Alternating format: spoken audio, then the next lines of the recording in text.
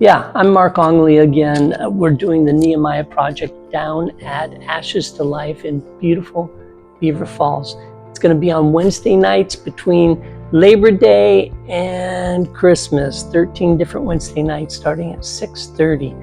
Anybody can come at 6:30, but you have to sign up for small groups if you want to go deeper at 7:30.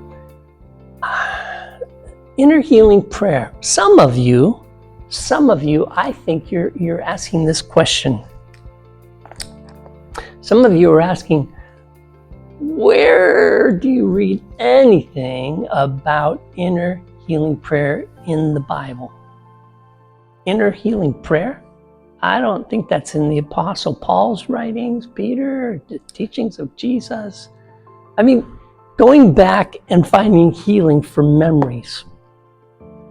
Did Jesus ever say, oh, your problem is you've got a memory. Let's go back to that memory. Now invite me into that. No, he didn't do that. Or did he? There's one moment where it hints at the healing of a memory.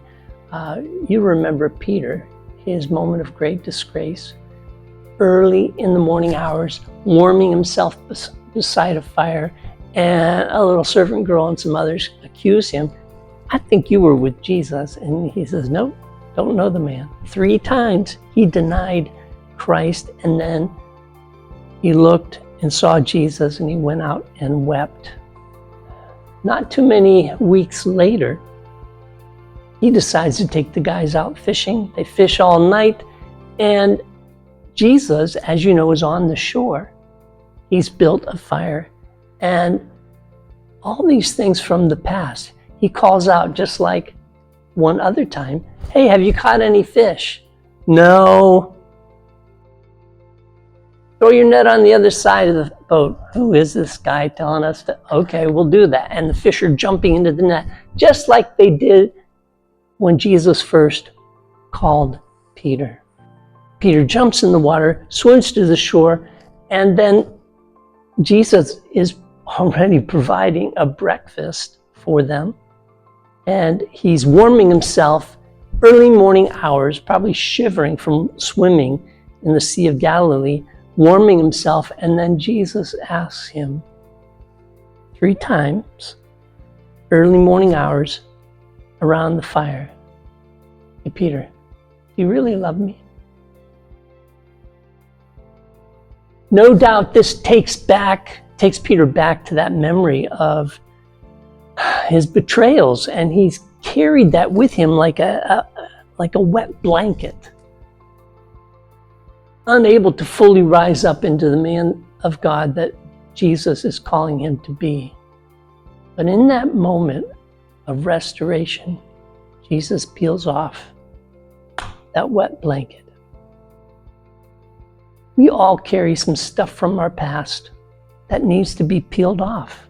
Things that have happened to us, or things that we didn't get when we were growing up, or major disappointments, betrayals, all kinds of things happen to us. And the reason we need an extra work of the Holy Spirit in inner healing prayers, because unlike those in the Bible, we don't understand the importance of lament, of grieving.